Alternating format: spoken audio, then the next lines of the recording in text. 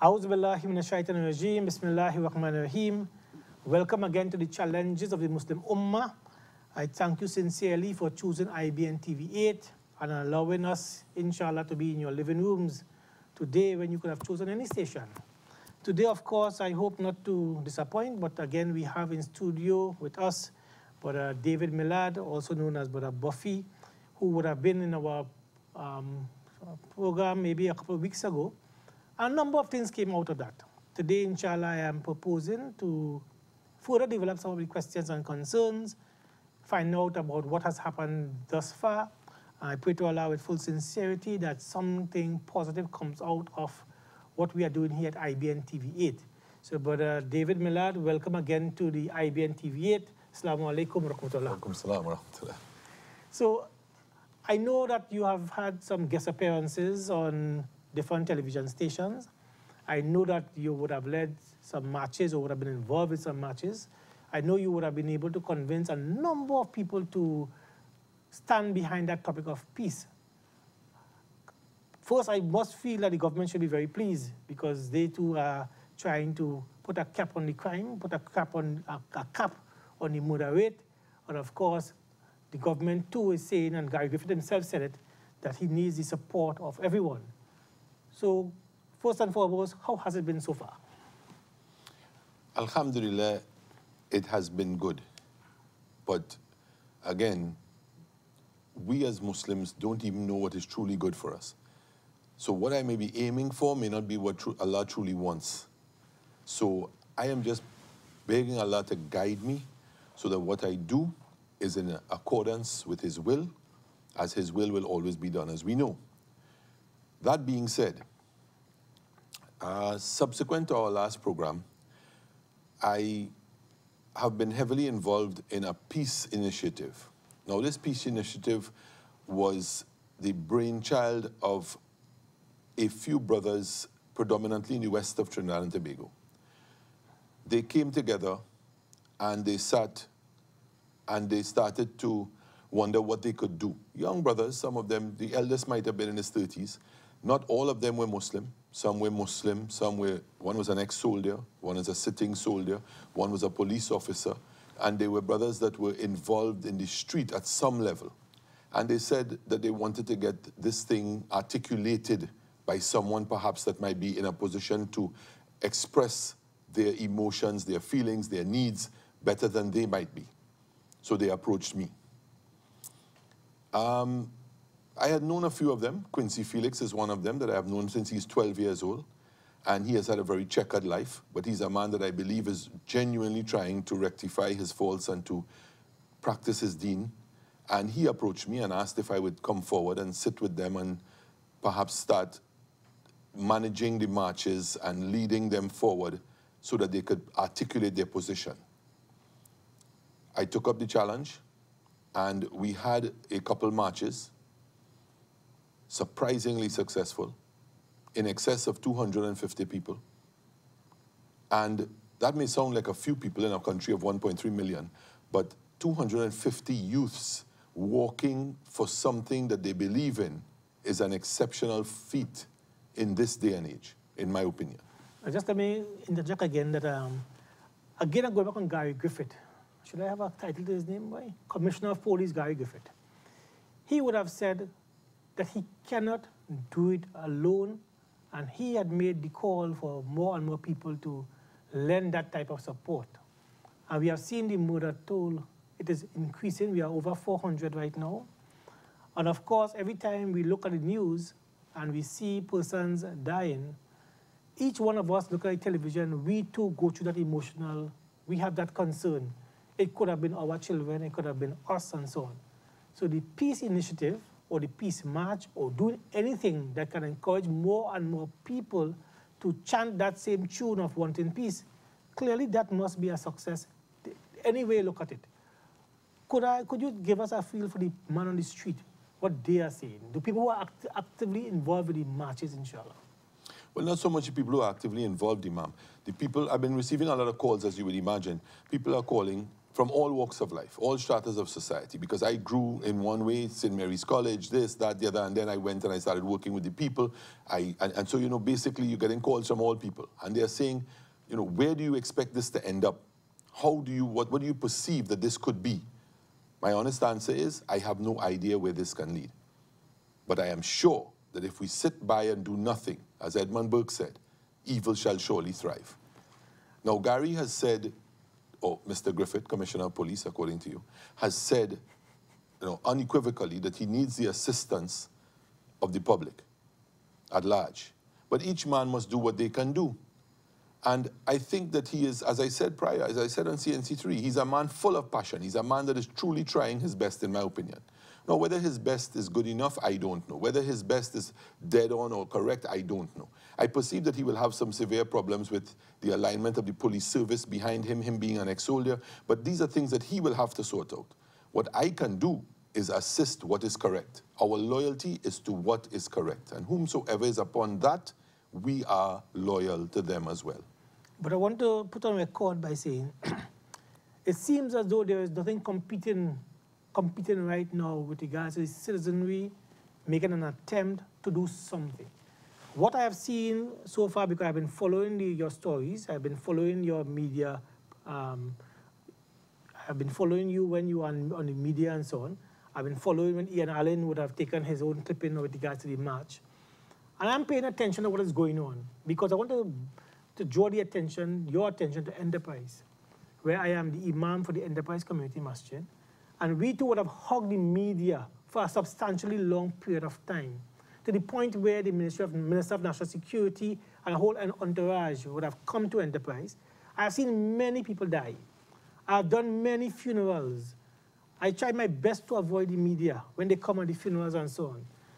But at the end of the day, I carry myself back in time, and I ask myself the basic question, could I have done something differently in the height of all that murders and killing and so on? And I ask myself, if I get one more chance to go back in time and relive those moments, would I do something different than what I'm doing now, or what I did then?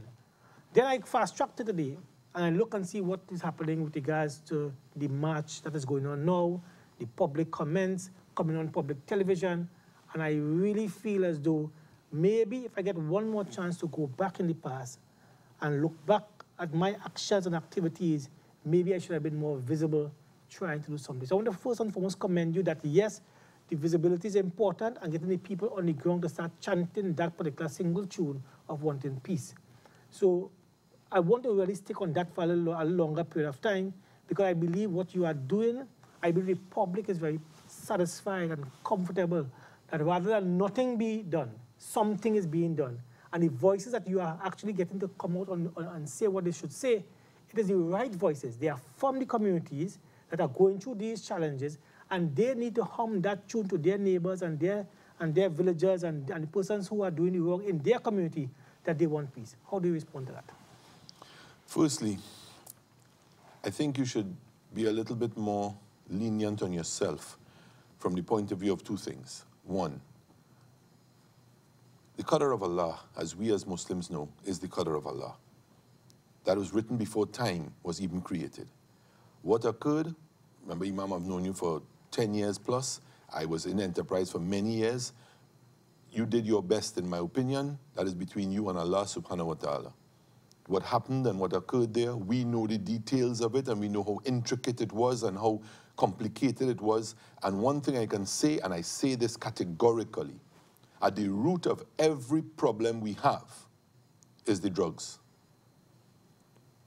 The drugs. We are Muslim, and if I can cry to my brothers, leave the drugs alone. If a brother is weak, he might drink alcohol, he might be utilizing a little marijuana, he might even if he has, may Allah forbid, he's using cocaine. But the selling of it, the making money through the selling of drugs, we as Muslims must stand. I say this over and over. It is our way out. The scourge of the world today is the drug trade. Now, somebody told me, they begged me actually, do not speak about drugs in this thing. It is going to be the death of you. We know as Muslims, Allah alone is the controller of life and death. and we should be fair and just even though it be our own selves. The Muslims who are selling drugs, I beg them, stop. Because it is destroying our streets, it is destroying our children. Now in Enterprise, we know the problem was rooted in drugs. Now nobody has the courage to say these things, and I hope that by me doing it, people will now stand up and say the right thing. This is not about the police service. This is not about who is in charge. Allah is in charge, and we as Muslims must speak clearly. We as Muslims must leave the khamr and its distribution and its sale and its transportation and our protection of it alone. And then by rectifying our own belief, we must, as I said before, we must remove the beam that is in our eye, Imam, before we can speak of the sliver of wood that is someone else's. We as Muslims need to control our own problems, rectify our own problems. Enterprise was a sad thing. It is still in a situation where we are trying to rectify the problems across the country. Now, we intend to go to Enterprise. Today, inshallah, we are going to La Puerta. On Tuesday, we are scheduled to go to Scorpion and Carnage and come down Hague Street and then come straight down Carnage Main Road. We are going to go to Carapo and Pinto Road in Arima. We are going to go to La Joqueta, inshallah. We are going to go to San Fernando. Wherever there are problems, we are going to go. Now, someone asked me a question. Who has empowered me, or do I intend to empower myself to declare peace between these warring factions? I want to also categorically state, no one has empowered me, and I have no desire to speak on anyone's behalf. I am not a spokesperson for peace between any entities. This is simply to set up an option, to offer an initiative, an option, so that people can know there is another option. I can choose peace. There's a clean glass of water next to the filthy glass of water that our children are being forced to drink from. There's an option. You said, okay, perhaps things could have been different. Things are exactly how Allah subhanahu wa ta'ala intended them to be, so don't be so hard on yourself. But now, what I can say is the same call I make to everyone else I'm making to you. If I am there, along with these other brothers, and we are trying our best, brothers, sisters, Muslims, non-Muslims, to simply provide an option, join with us to help facilitate this option. And I make this cry to all the people who are looking at us here today, Muslims and non-Muslims. If you cannot find it in yourself to walk with us, then simply make a call in support, or simply explain to someone what it is representative of. This is not about creating peace. I am not Allah. I cannot create peace. What I can do is provide an option, and then someone choose that option. Okay, but let me just say that I know that the only persons who can come forward in a march as it relates to a community, the only people who will be comfortable to come out is people from that community. I don't know that if there's a march in Enterprise, people from Lange Park and people from other places, as much as they are happy that I am a part and parcel of a march, would want to come and join. And that's why I made the commendation earlier on that to see the voices that matters, persons who know something, who should say something, persons who want peace and don't know how to get the voice to say we want peace. To see these people who live in that particular community, whether they be Muslim or non-Muslims, they come out and they, like minds who want the same thing, are coming out and saying publicly, because the media is in fact covering, or even I saw some weak videos, because you see that some of the phones took the pictures, and CNC3 and TV6 would have shown it. But I see that the coverage of it is now starting to make its wrong on social media.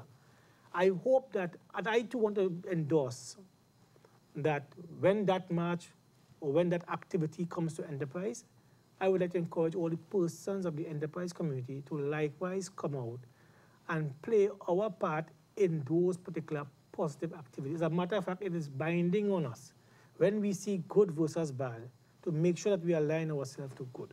So I want to first and foremost endorse that is a good thing, first and foremost, that the right people who are being affected, who know certain things, who don't have the volume to feel comfortable that they can make a comment, they are collectively coming out, and I was very impressed when I saw the video. 250 plus people are out on the streets saying the same thing, and I heard one media practitioner trying to sway the activity in a particular direction, and I saw that the people were chanting the very same thing, that they are here because they want the very same thing. And I'm saying again, The government seems as though they want the same thing. Every citizen seems as though they want to be part and parcel of some peace initiative.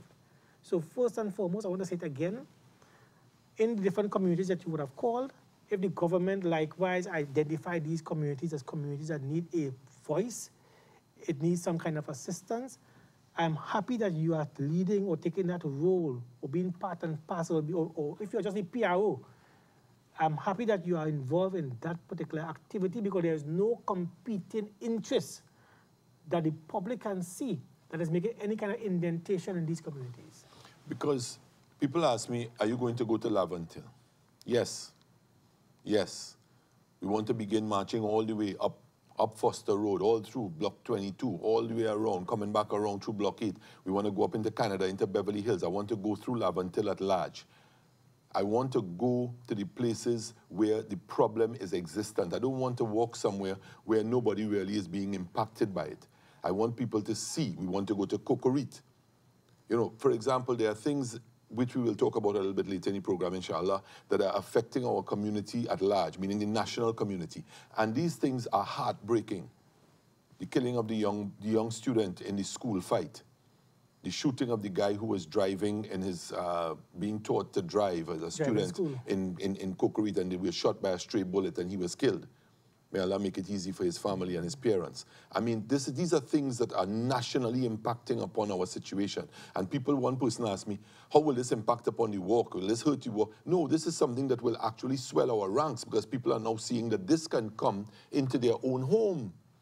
This is not something that is only for the oppressed or only for the little black boys that live in the ghetto. This is something that can reach out, and we know that it's because of Allah sending the angel of death to call for a soul. But we must do what we can to make an effort to do what is right. Now, you said something just now. We are intending to bus people. For example, we are bringing people to La Puerta today along with the La Puerta residents.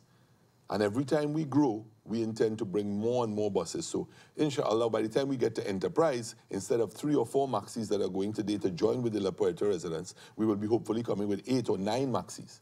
Now, I want to make another point.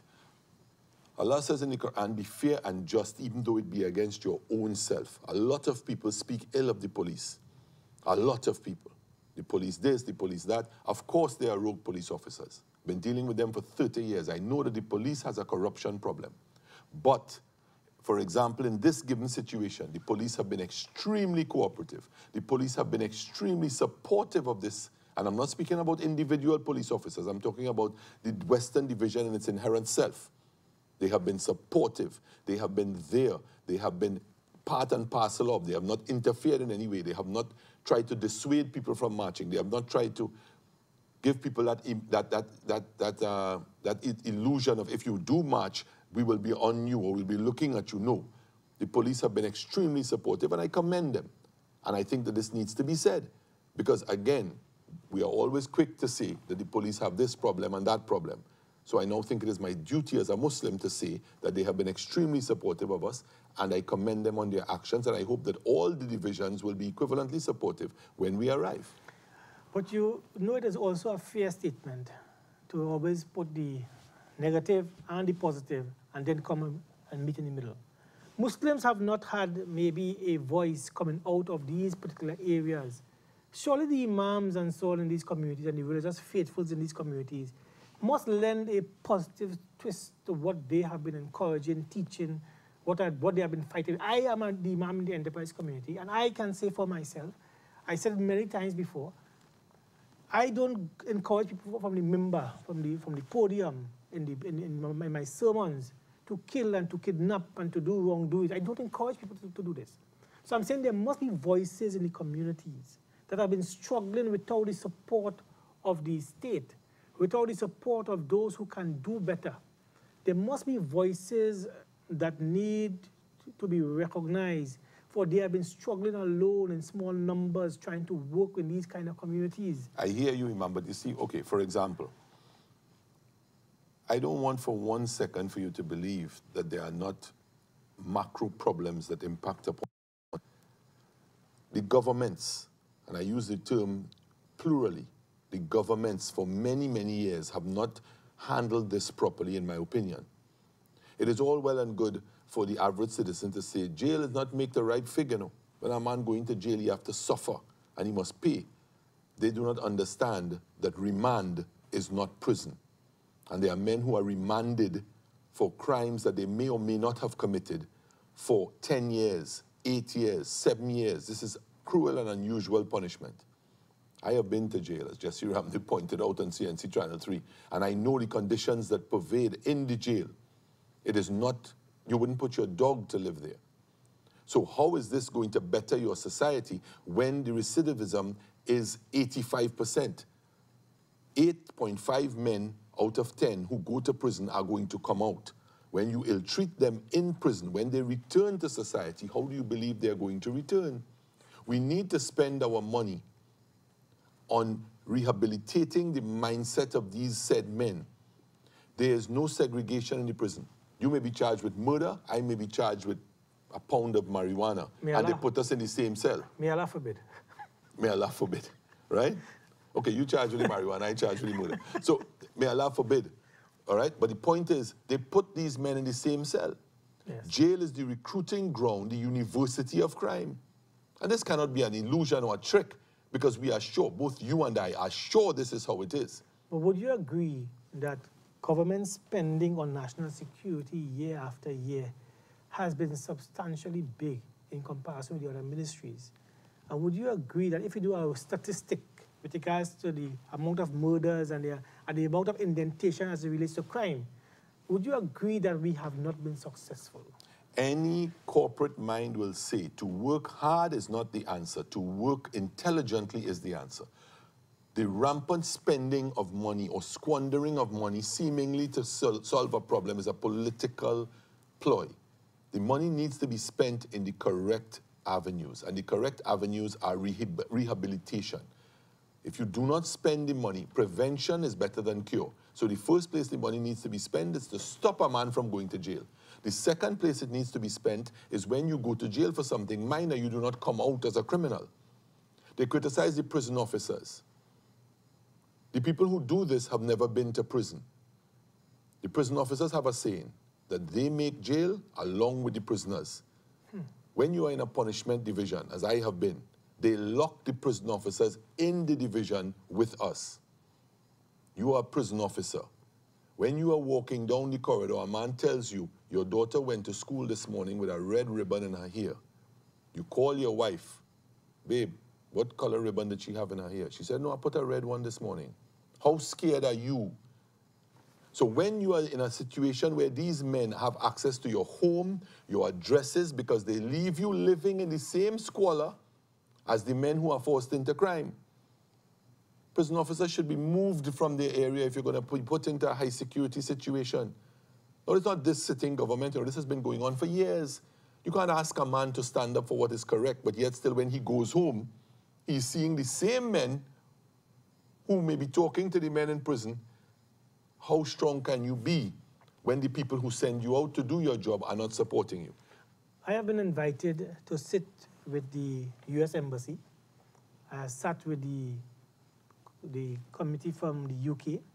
I have sat with many stakeholders who seem to be focusing on crime. I am very clear, and I'm on record as saying, it seems as though the social focus is not really what it should be. Because you are saying it quite nicely, and I know that one government in the past did in fact, outside of trying to go the political line, did in fact try to pay attention to social happenings.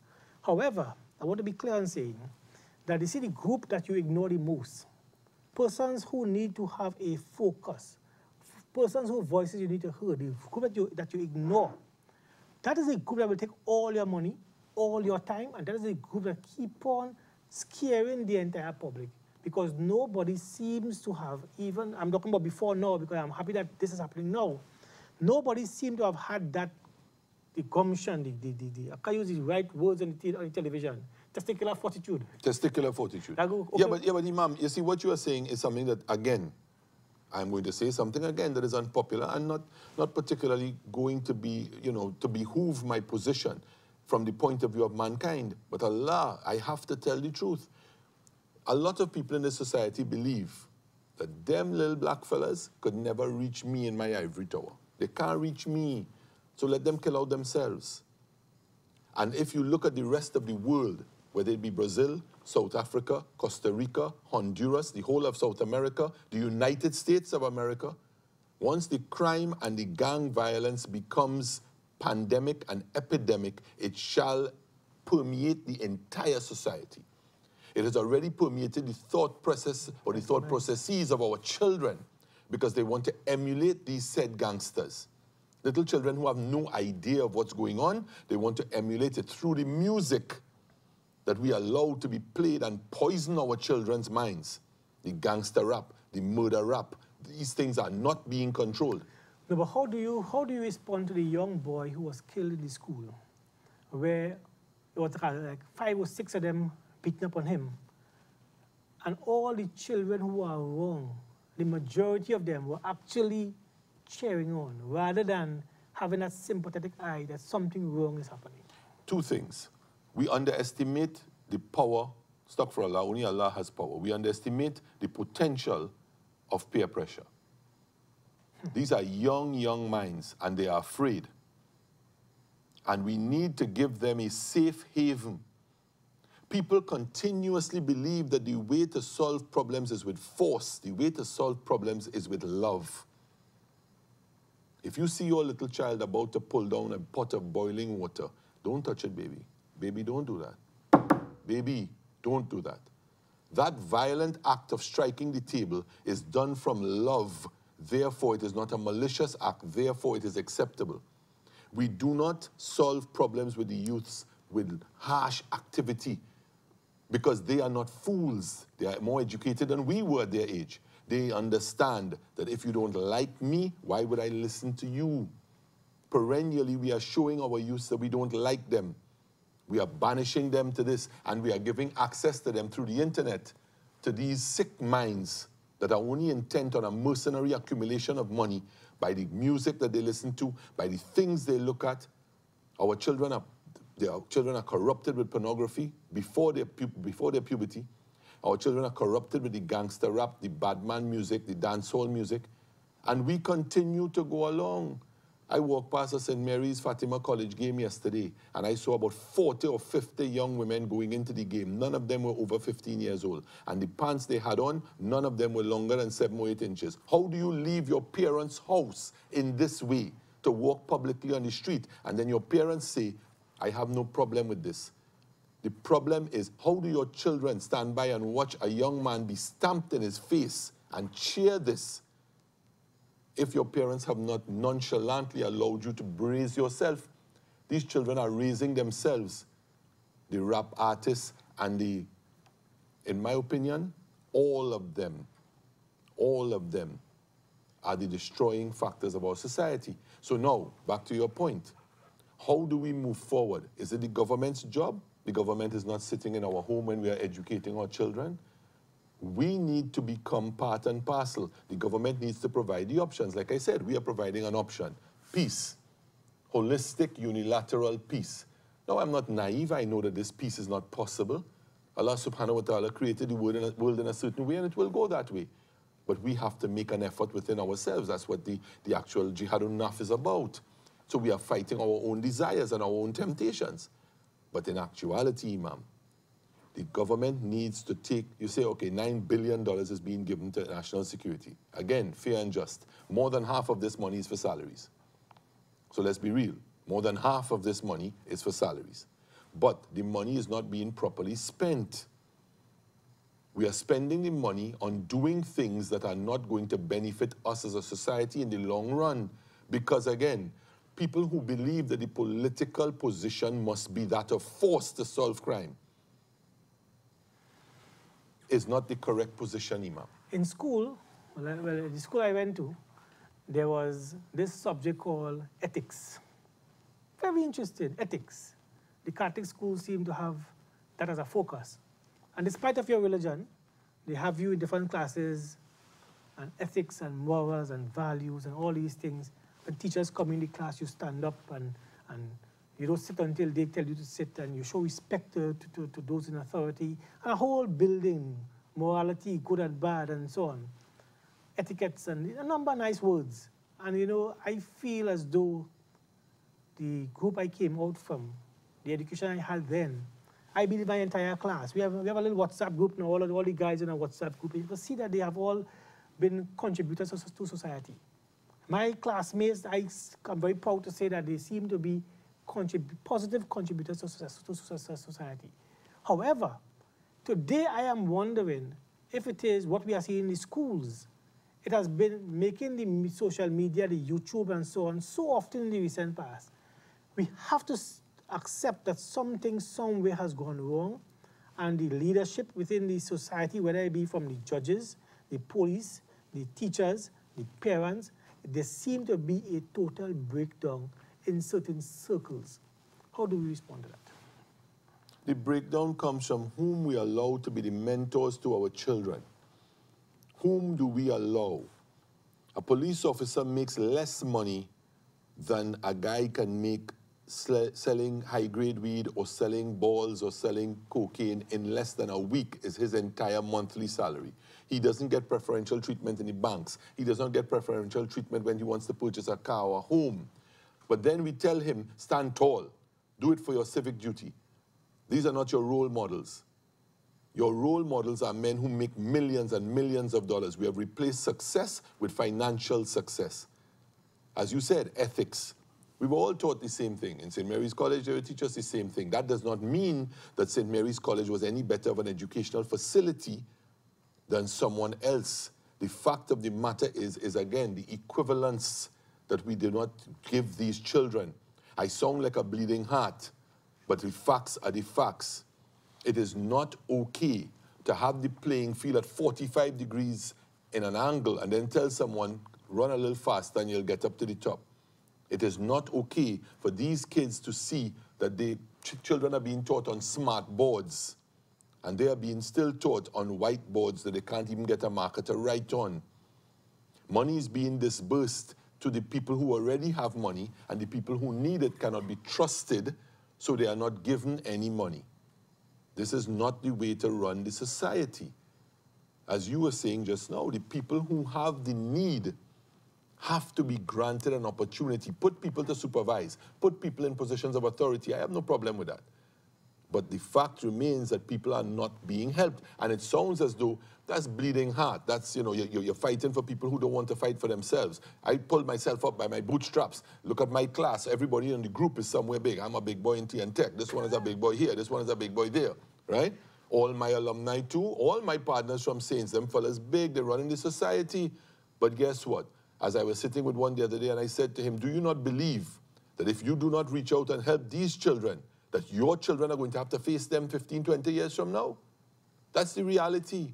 And I say it on national TV. If we ostracize these children now, do you really believe, am I naive or is the society naive, that these children are going to grow into monsters that are going to plague our society that we will have left for our children? As I said on the last interview, not with you, but on CNC3, our generation has failed the generation of today. And unless we own up to it, we need to own up to it. We need the first solution to anything, alcoholism, addiction, anything, is admittance.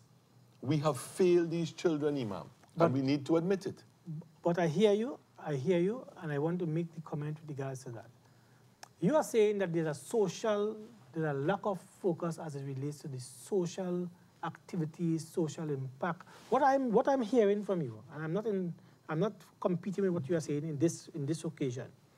I accept that there seems to be a lack of a level playing field. There are persons who are in different Enterprise had some of the best footballers I have ever seen. Still do.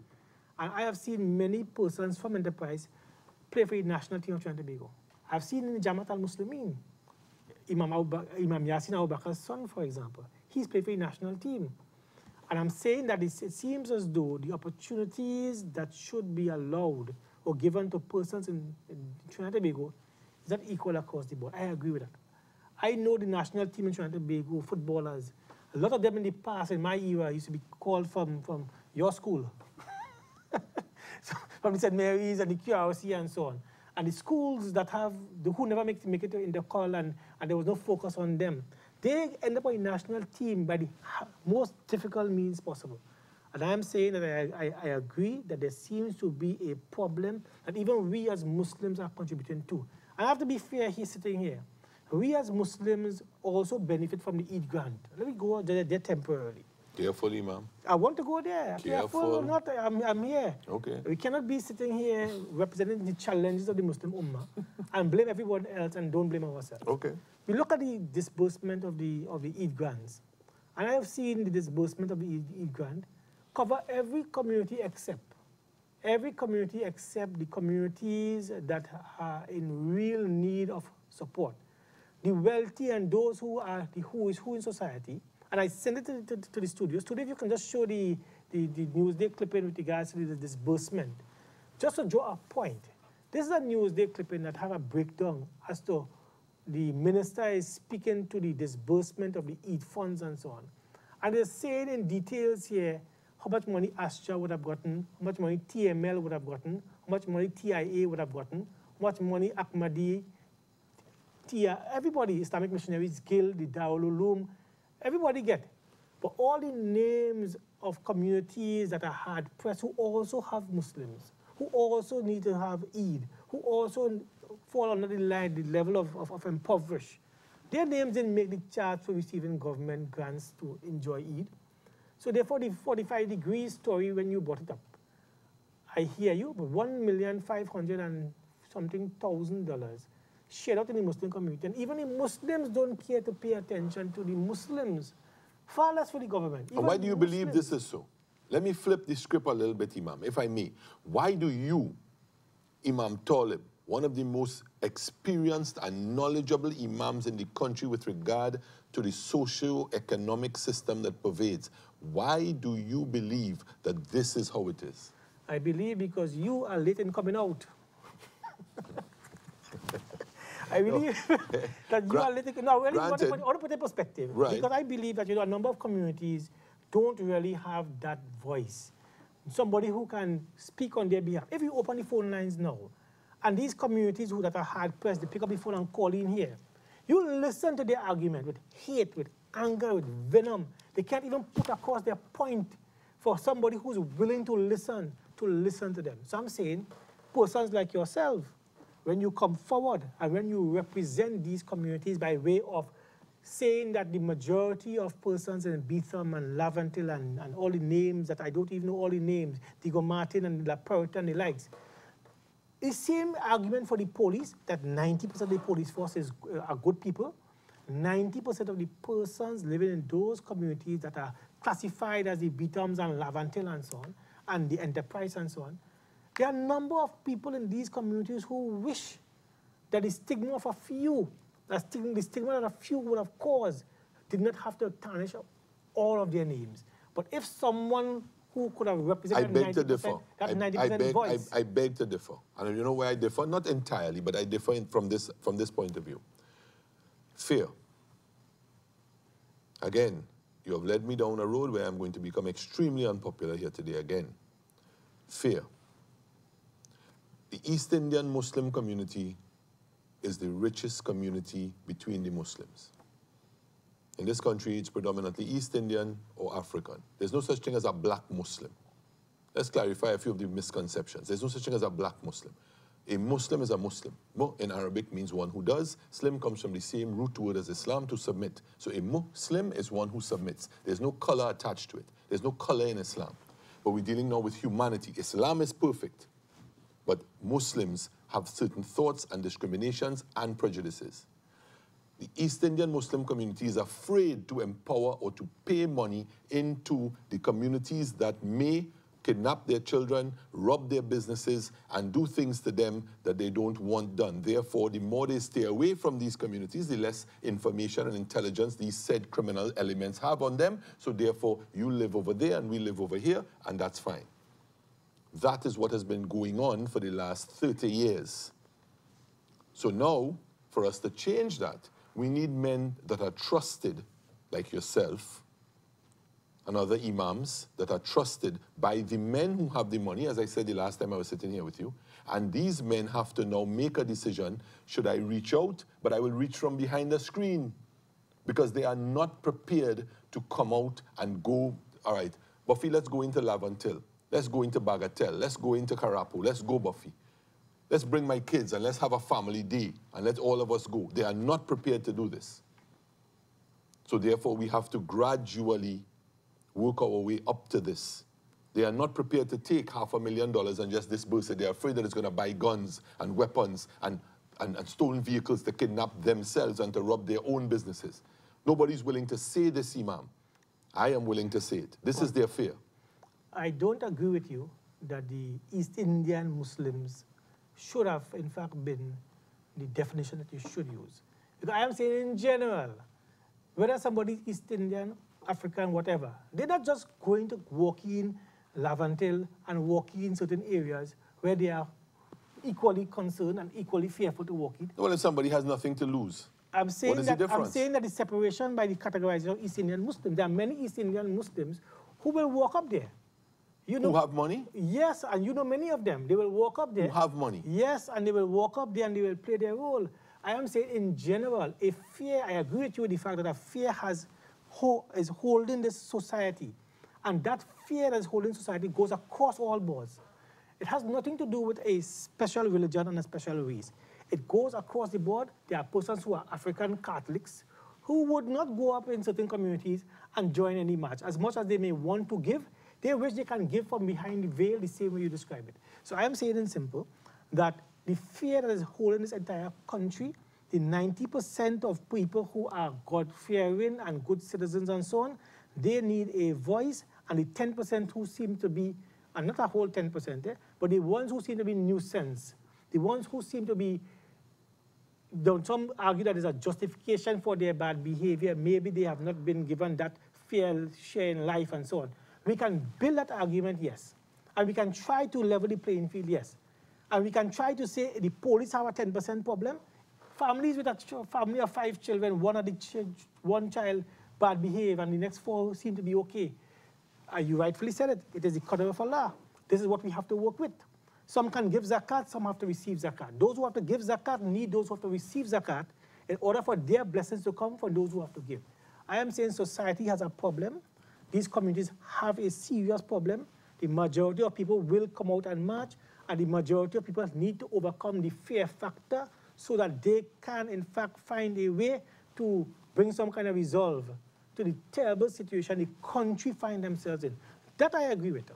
But I don't want to go down the line with regards to maybe a particular part of our religion and the race of a certain part may alone have a fear factor. I believe that we are having a problem, but the problem is more generic than specific. How do you respond to that? How I respond to that is this. That sounds extremely, extremely sensible until you look at the statistics. You and I sitting here, if you say either one of us can be named the logistical manager for TN Tech, either one of us, it's an open interview. You have 30 years experience in the field, I have none. But it's an open interview, so I don't want to categorize anything. And then we go to the interview. That is simply a way, that was like after slavery in the United States. They said you are now free, but we'll have a reading test. They would give the blacks the Bible to read, and they would give the white boys C-Spot run. So basically, it sounds good, but we are dealing now with the truth. How many African Muslims in Trinidad and Tobago are millionaires? That's the first question you need to answer and can afford to give. And then second, I'm not talking about in general, I'm talking about millionaires. And then secondly, and I have nothing against the Indian brothers, because it is fear. It is not that they dislike us, or they dislike the poor, They are afraid, and they are forced to make a choice that their family comes first. So what I believe we need to do is we need to eliminate the necessity for that fear. That's what we need to do. We need to earn their trust. That's the direction I'm coming from. We need to earn the trust of our brothers because we have destroyed that trust. We have dismantled that trust because we have abandoned the youth. You may say it's 10%, and I don't mean to scare the population, but there are more criminals than police officers and police officers by far. They have 16,000, 17,000 men in national security, police, army, whatever. Let's even say 20,000 men. There are way more than 20,000 men involved in crime in this country. Way more.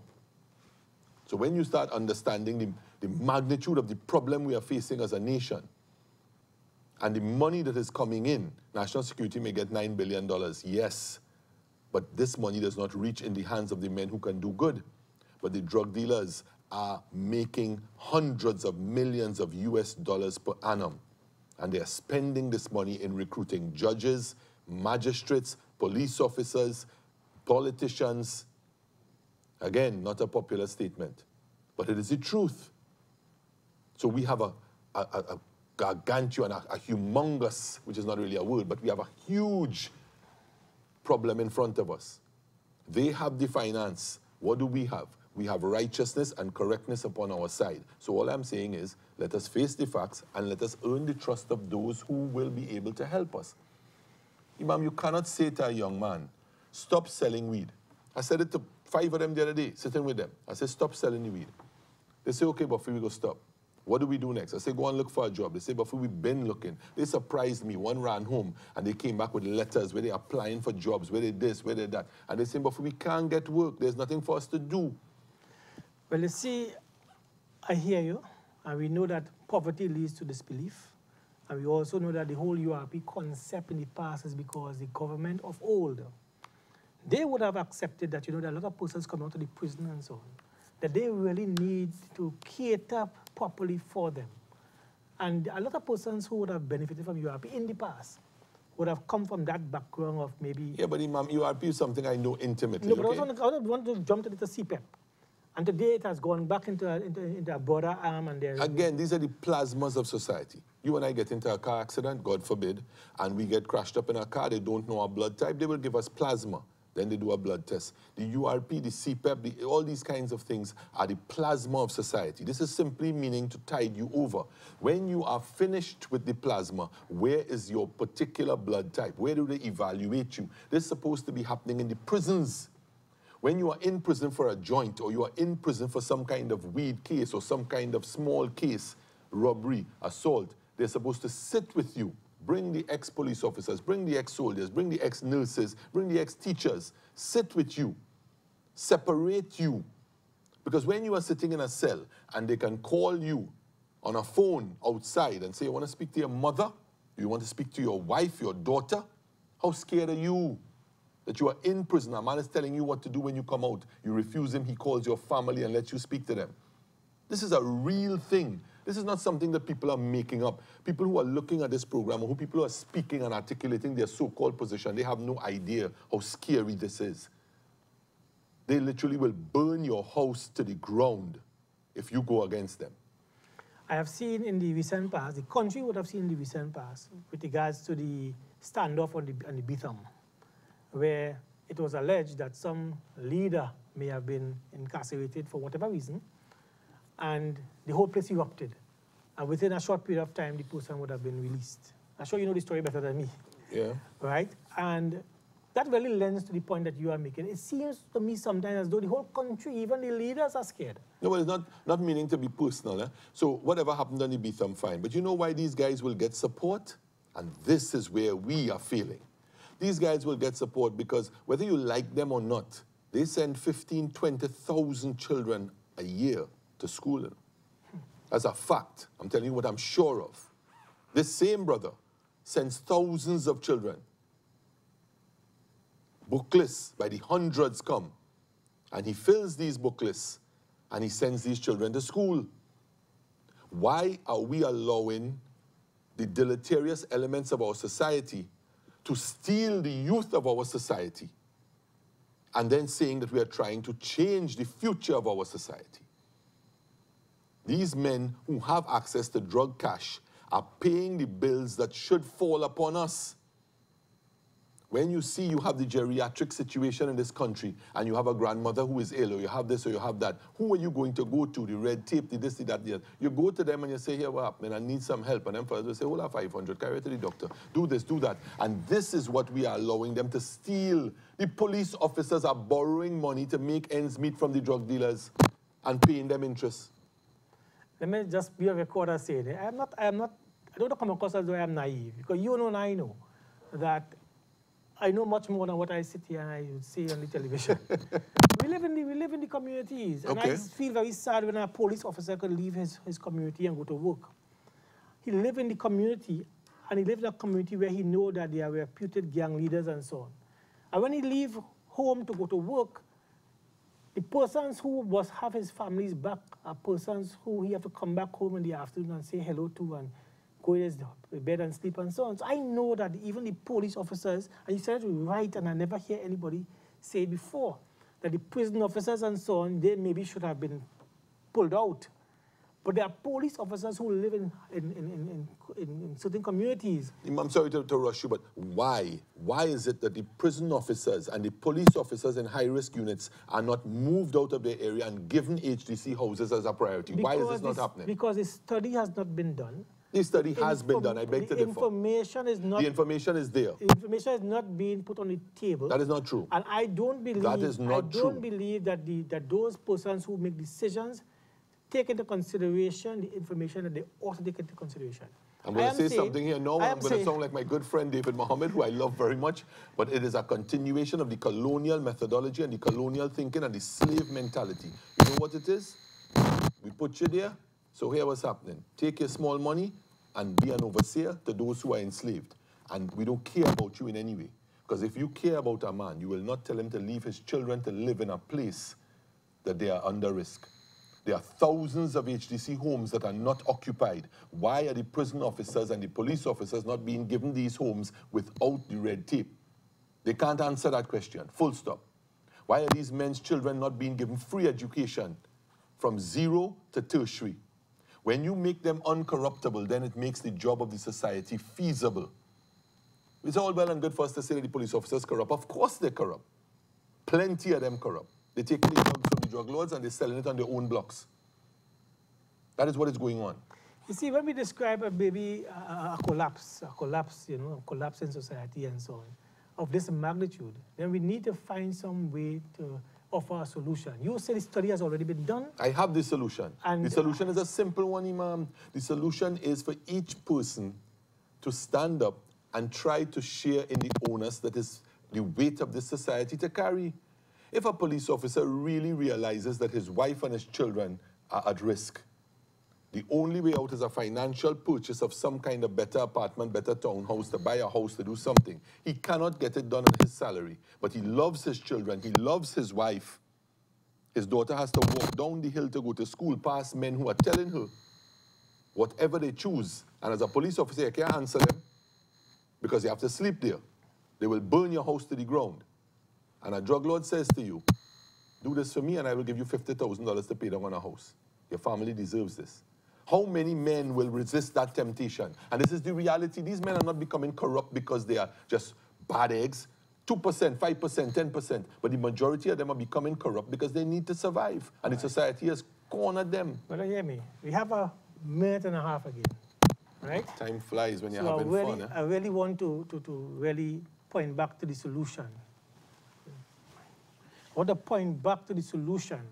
Because it seems as though we need to identify not only, I am happy that we would have been available to speak not to the public. Maybe share words and comments. We have covered not even an iota of what we should be talking about. We have been able to share words and comments and analysis that many would have been, maybe they're happy to hear, and some wish that they would have heard it before. And some wish this program could continue for 2-3 hours so they can hear what has not been spoken in the public domain. There are many people who are looking at this program who want to hear more and more and more. But I want to still summarize, because we have a duty to the program for its time. We have identified a number of problems. We have identified that studies were in fact done. We have identified that, for what you are saying, that there are those who ought to know better, they do in fact know better.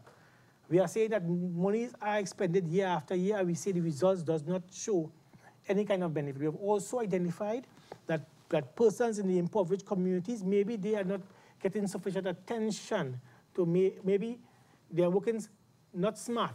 What's the other word to use? They're working fast and not smart. They're working hard, but they're not working intelligent. Okay, great. So how do we conclude the conversation with regards to what is upcoming, the marches, what the public should probably engage in? How can the minds who think similarly, how can they contribute? How do we summarize in The a positive marches, mood? the marches are, as I said prior, a situation, and I don't mean to be aggressive, I don't mean to come across aggressively, it's just that I get excited, I get Society passionate. needs some aggression right now. No, they don't. Society We don't need aggression. With love. Aggression with love. We need passion, yes, but not aggression. What we need is this. The marches are simply to show people that there's an option, Imam. There's an option, that we can come together. It is not about Islam, it's not about Christianity, it's not about police officers, it's not about soldiers. We are past that stage. All our children, the boy got stabbed to death. 3 lives were destroyed. The little boy is dead and the 2 boys are going to go to jail for manslaughter or murder. Their lives are over. And the rest of them are still listening to gangster rap and killer rap, and we blaming the parents, and we talking all kinds of nonsense about arrest the parents and this and that, and all this is nonsense. What it requires in this society is inclusiveness. Get together. Don't let the uniforms and the taj and the jalabia divide us. Get together as men and protect the weak and the innocent of our society. This is my call. There are many families who need counseling when they lost their loved ones and so on. They go through all that pain all by themselves. And the children grow up with that anger, and they feel they take revenge into their own hands. This is what is happening, the reality I live with. I live in a community where I wish there was more opportunities with regards to broader thinking, more involvement, institutions getting involved, people getting involved. I live it also. I want to be on record as saying, as much as I hold on and I keep on working closely with the community and so on, I have also cried that I need more involvement from more individuals to help my little community. So when I sit here with you and I see that you are taking on maybe so many communities at a national level, I do not want to be absent from something that is so important, that is also very meaningful and important to me. I want to be on record as saying that. As much as I'm coming at you, I want to let you know I love you for the sake of Allah. What you are doing is needed in the community. We need strong personalities and strong voices and genuine people to represent the majority of persons in the country who are thinking positively. I want to leave you on a good note now. For all them box right here, I'll leave you on a good note. All I believe, if I take you on Duma, all I believe that we should leave with, Imam, is forget. I don't care where you live. I don't care what uniform you wear. All I care about is that the children are crying out and they need help and protection. I am willing to swallow my pride. If you all are willing to do the same, let us discuss where we go forward. I don't need any kind of egotistical buffering. I don't need to be said, well, this was Buffy's idea. I don't care whose idea it came across as. I don't care who's given the accolades. What I care about is, please let us sit down and speak to each other and see if we cannot remove this plague from our society. The plague is not just the narcotics, you know. The plague is the resultant effect of frustration and the loss of men's humanity because money has been placed as our paramount possession. When we know Islamically, money is simply something, as the Prophet ﷺ said, that should be viewed as 2 things that we need: the camel's back blanket and the toilet that we use, things that we necessitate but we have no respect for. Alhamdulillah, I really want to put you on the spot again, just by asking you publicly that, you know, I think we have much more to say. I think we have much more to say. I know that when we start the conversation... Imam, if you have the courage, by Allah's grace, I will come and let us speak honestly. I tell you again, invite men who you believe know. Let's invite some law enforcement personalities. Let's invite people. Let's invite people who really know, and let us ventilate this before the society. I have tried many times to get on the set here. I don't want to call their names right now, but people seem to be running away from... I saw them on other programs. But when I call them to come on this program, they give me all the kind of reasons why they cannot come. But I will keep on trying. But I want to stick with you for now because you seem to be moving society. People are moving when you ask them to move. People are participating in peace marches. Persons who need to move are in fact moving. The government needs to also take note because they too are trying to get into the minds of these individuals and they're not listening to them. They are listening to your little grouping or big grouping. I don't know if it's little or big, but I want to also encourage you to don't leave out enterprise. Come and let's have a conversation. I remember in the past, there was in fact some meetings in enterprise, which you were part of. So I want to put on record too that you did in fact, although you mentioned to me before something to the opposite, but you did in fact sit and communicate with the community and enterprise in a number of spots. So I want to again time it against. That was when we were doing it holistically and we were talking before the war actually broke out. Yes, we tried before. I will come anywhere, but the key is not so much the peace discussion, the key is the changing of the society at large from inside. Full stop. Time is against us. Assalamu alaikum Wa alaikum salam.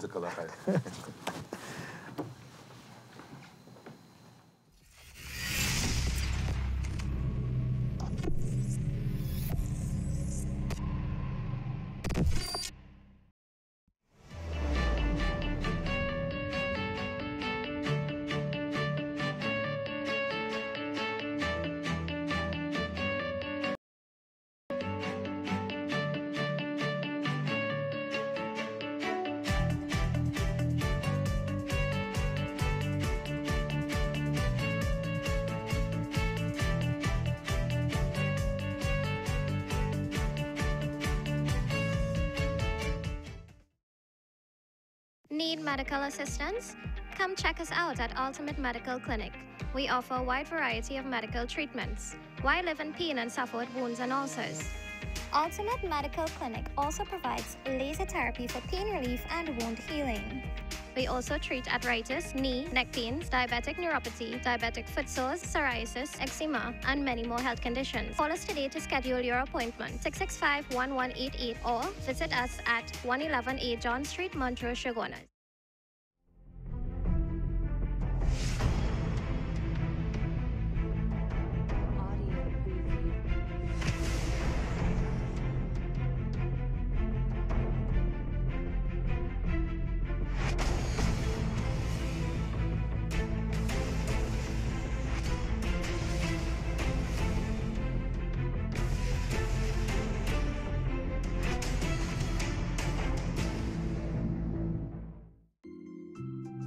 High blood pressure is as dangerous as an overpumped balloon. Measuring your blood pressure every day can save you from risk of high blood pressure. MicroLife fully automatic upper arm blood pressure monitor with stroke risk detection. MicroLife AFib screens for atrial fibrillation while taking your blood pressure. High blood pressure and atrial fibrillation are both considered controllable risk factors for stroke. If AFib is present during blood pressure measurement, the AFib icon is displayed flashing at the end of the triple measurement. Once 3 measurements are complete, the measurement data are shown on the display. MicroLife, a partner for people, for life.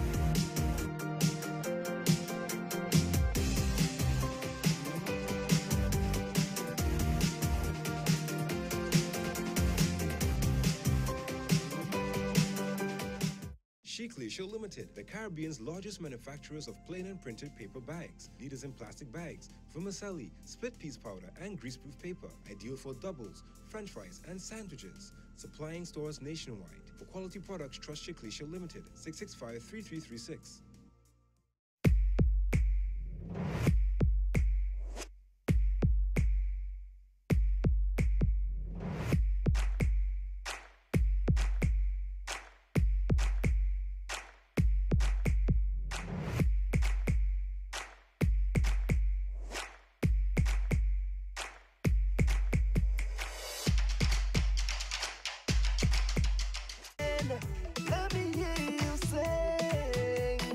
Got to have my Viva, water but so much better. Got to have my Viva, water but so much better. Viva sparkling flavored water, water but better. Great news! With Trinidad Fresh, you get 70% real fruit juice, and it's available in fruit punch, orange, and apple. Trinidad Fresh.